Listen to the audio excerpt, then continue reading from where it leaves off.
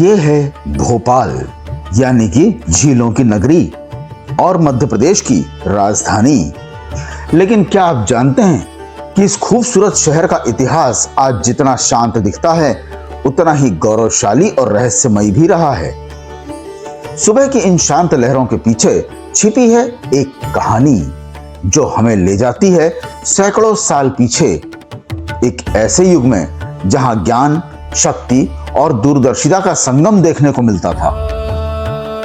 प्राचीन काल में इस नगरी को भोजपाल के नाम से जानते थे और समय के साथ यही भोजपाल आज भोपाल बन गया। लेकिन सवाल यह है कि आखिर इस महान नगरी को बसाने वाले राजा भोज कौन थे और क्यों आज भी उनका नाम इतिहास के पन्नों पर सबसे महान शासकों में लिया जाता है। तो चलिए आज जानते हैं राजा भोज के अद्भुत जीवन के बारे में, उनकी जीवन गाथा के बारे में। लेकिन पहले आपको हम बता दें कि ये जो गाथा हम आपको बताने जा रहे हैं, इसका उद्देश्य किसी की भावना या धार्मिक भावना को आहत करना नहीं है और यह प्रस्तुति हमारी टीम द्वारा इतिहास के पन्नों के विभिन्न स्रोतों और तथ्यों का अध्ययन करके ही तैयार की गई है। तो चलिए चलते हैं कि भोपाल की नींव आखिर कैसे और किसने रखी और यहाँ की सभ्यता की शुरुआत आखिर कैसे हुई, कब यह भोपाल अस्तित्व में आया। तो आइए एक नजर डालते हैं भोपाल के प्राचीन इतिहास पर। लेकिन इससे पहले यदि यह वीडियो आपको अच्छा लगे तो इसे लाइक, सब्सक्राइब और शेयर करना मत भूलिएगा। राजा और रजवाड़ों के किले भले ही आज खंडहरों में तब्दील हो गए हों, लेकिन भोज की नगरी भोजपाल अब भी अपनी पहचान बनाए हुए है। दरअसल इतिहास में ऐसे कई राजा हुए हैं जिन्होंने युद्ध भूमि पर अपना परचम लहराया, लेकिन उनमें से बहुत ही कम ऐसे हुए हैं जो तलवार के साथ साथ ज्ञान की रोशनी भी फैलाते रहे। एक ओर जहां कई शासक केवल अपने साम्राज्य के विस्तार में लगे रहे, वहीं कुछ ऐसे भी हुए जिन्होंने अपने समय को एक नए युग में बदल दिया और उन्हीं महान शासकों में से एक नाम है राजा भोज। एक ऐसा नाम जो केवल शक्ति का प्रतीक नहीं बल्कि ज्ञान, विज्ञान, कला और स्थापत्य की जीवित मिसाल था। कहा जाता है कि उन्होंने 84 से अधिक ग्रंथों की रचना की और उनकी इंजीनियरिंग आज भी आधुनिक वैज्ञानिकों को सोचने पर मजबूर कर देती है। तो चलिए आज हम केवल राजा भोज की कहानी नहीं सुनेंगे बल्कि उस युग को समझने की कोशिश करेंगे जहां एक राजा विद्वान भी था और योद्धा भी, एक बालक जो इतिहास बनाने वाला था। 10वीं शताब्दी का अंत, भारत का मध्य भाग मालवा। उस समय कोई नहीं जानता था कि राजमहल में खेलता एक बालक आगे चलकर इतिहास के स्वर्ण अक्षरों में दर्ज हो जाएगा। भोज एक ऐसा नाम जो अभी केवल एक राजकुमार था। उसका बचपन वैभव और शिक्षा के बीच बीता, जहां एक ओर उन्हें शास्त्रों का ज्ञान दिया जा रहा था तो वहीं दूसरी ओर शस्त्रों की कला भी सिखाई जा रही थी। संस्कृत, व्याकरण, राजनीति, धर्म, युद्ध नीति, हर क्षेत्र में राजा भोज असाधारण प्रतिभा दिखा रहे थे। गुरुजन अक्सर कहते यह बालक साधारण नहीं है, लेकिन नियति ने उनके लिए कुछ और ही तय कर रखा था।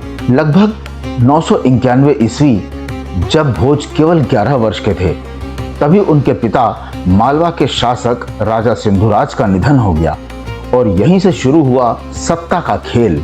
गद्दी पर बैठे उनके चाचा राजा मुंज, एक शक्तिशाली लेकिन महत्वाकांक्षी शासक।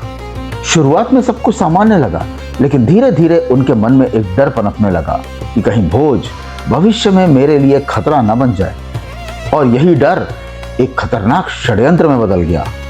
राजा मुंज ने अपने विश्वस्त सेनापति वत्सराज को बुलाया और आदेश दिया कि भोज को जंगल में ले जाओ और चुपचाप उसे खत्म कर दो। आदेश का पालन हुआ। वत्सराज भोज को जंगल की ओर ले गया, लेकिन भोज केवल एक बालक नहीं थे, वह एक तेजस्वी बुद्धि के स्वामी भी थे। उन्हें समझ आ गया कि उनके जीवन का अंतिम क्षण निकट है। तभी उन्होंने अपनी जांघ से रक्त निकाला और एक पत्ते पर संस्कृत में एक श्लोक लिख दिया। वह श्लोक वत्सराज को देकर कहा, इसे मेरे चाचा तक पहुंचा देना। जब वह श्लोक राजा मुंज के सामने पहुंचा तो कहते हैं उसे पढ़ते ही उनके हाथ कांपने लगे, चेहरा बदल गया और उसी क्षण एक राजा का हृदय बदल गया। उन्होंने तुरंत भोज को बुलाया और उन्हें अपना उत्तराधिकारी घोषित कर दिया। इतिहास आज भी उस श्लोक के रहस्य को पूरी तरह नहीं जानता, लेकिन इतना जरूर जानता है कि वह केवल शब्द नहीं थे, बल्कि एक बालक की बुद्धि और साहस की पराकाष्ठा थी। समय बीता और भोज ने मालवा की गद्दी संभाली, लेकिन यह केवल एक राजा बनने की शुरुआत नहीं थी, यह एक स्वर्ण युग की शुरुआत थी। राजा भोज के शासनकाल में मालवा केवल एक शक्तिशाली राज्य नहीं रहा, बल्कि यह ज्ञान, साहित्य, विज्ञान और कला का केंद्र भी बन गया। उनके दरबार में विद्वानों, कवियों और आचार्यों का जमावड़ा लगा रहता। कहा जाता है, जहां राजा भोज वहां ज्ञान की कोई कमी नहीं। राजा भोज केवल युद्धों से नहीं, बल्कि उनके ज्ञान से भी पहचाने जाते थे। परंपरागत रूप से उन्हें 84 ग्रंथों का रचयिता या संरक्षक माना जाता है। इन ग्रंथों में शामिल थे राजनीति, काव्य, व्याकरण, आयुर्वेद, ज्योतिष और वास्तुशास्त्र। उनका सबसे प्रसिद्ध ग्रंथ सम्रांगण सूत्रधार यह केवल एक किताब नहीं, बल्कि प्राचीन भारत की इंजीनियरिंग का खजाना भी था। इसमें मंदिर निर्माण, नगर नियोजन, मूर्तिकला, यहां तक कि यांत्रिक यरणों का भी वर्णन मिलता है। कुछ विद्वान तो यहां तक मानते हैं कि इसमें उड़ने वाली मशीनों का भी उल्लेख किया गया है। राजा भोज ने केवल किताबें नहीं लिखी, उन्होंने अपने विचारों को धरातल पर भी उतारा। इसका सबसे भव्य उदाहरण है भोजपुर का शिव मंदिर, एक ऐसा मंदिर जो अधूरा होने के बावजूद पूर्ण लगता है। विशाल पत्थर, ऊंचे स्तंभ और अद्भुत संरचना आज भी इंजीनियरों को हैरान कर देती है। यहाँ स्थापित शिवलिंग इतना विशाल है कि इसे पूर्व का सोमनाथ भी कहा जाता है। लेकिन यह मंदिर अधूरा क्यों रह गया, यह आज भी एक रहस्य है। क्या यह युद्धों के कारण रुका या किसी प्राकृतिक आपदा के कारण?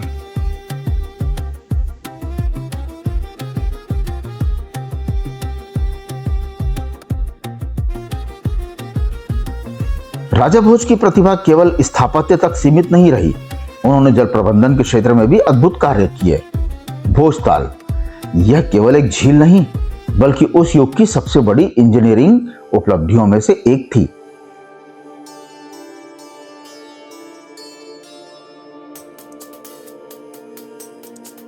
इतनी विशाल कृत्रिम झील बिना आधुनिक तकनीक के, यह दर्शाता है कि राजा भोज केवल शासक नहीं, बल्कि दूरदर्शी वैज्ञानिक भी थे।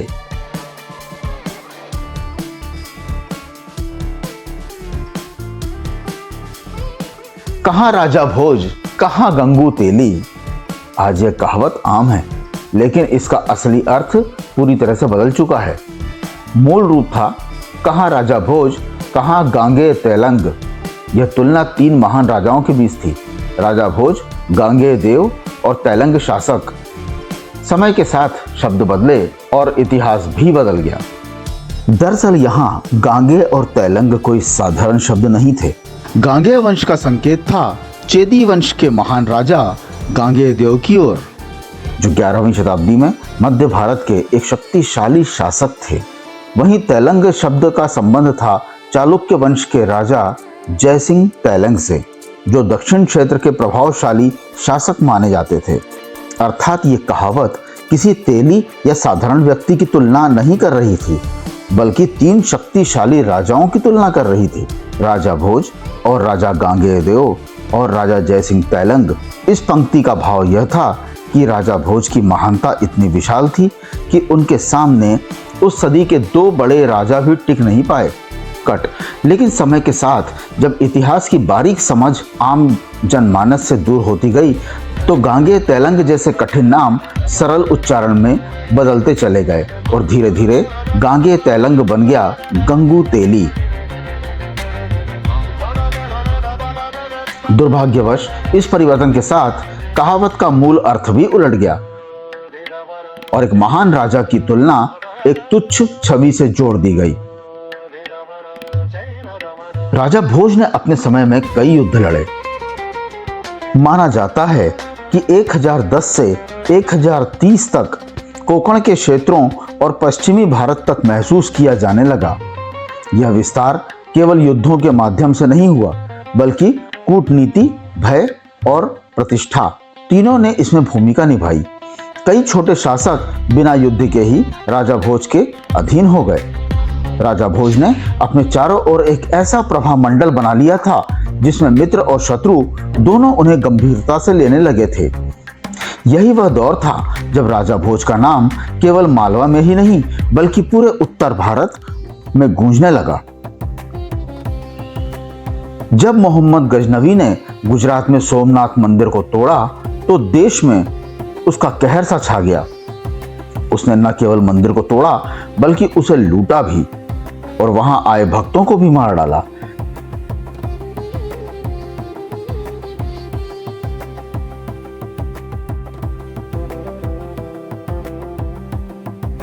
इस बात से राजा भोज काफी क्रोधित हुए और माना जाता है कि राजा भोज के साथ कई राजाओं ने वहां की गजनी सेना पर दबाव बनाना शुरू कर दिया, जिसके डर से उसकी सेना सीधे मार्ग के बजाय थार के रेगिस्तानों के कठिन रास्तों से होकर गुजरने लगी।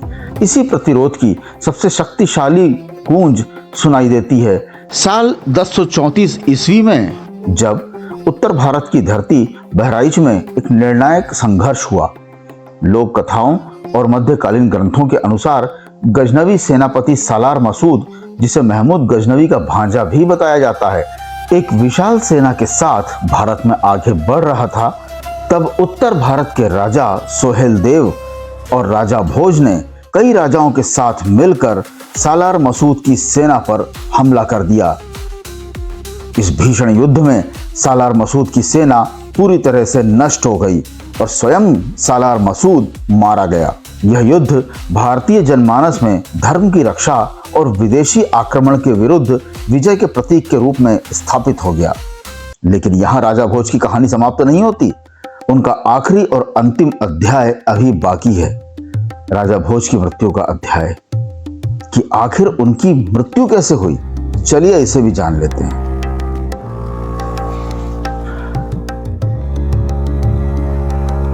अंत, जो अंत नहीं था। समय के साथ युद्ध और बीमारियों ने राजा भोज को कमजोर कर दिया और अंततः 1055 ईस्वी में यह महान सम्राट इस संसार को छोड़ गया। लेकिन उनके जाने के बाद केवल एक राजा नहीं गया, बल्कि एक पूरा का पूरा युग समाप्त हो गया। कहा जाता है कि आज सरस्वती निराधार हो गई, क्योंकि उनका सबसे बड़ा संरक्षक चला गया।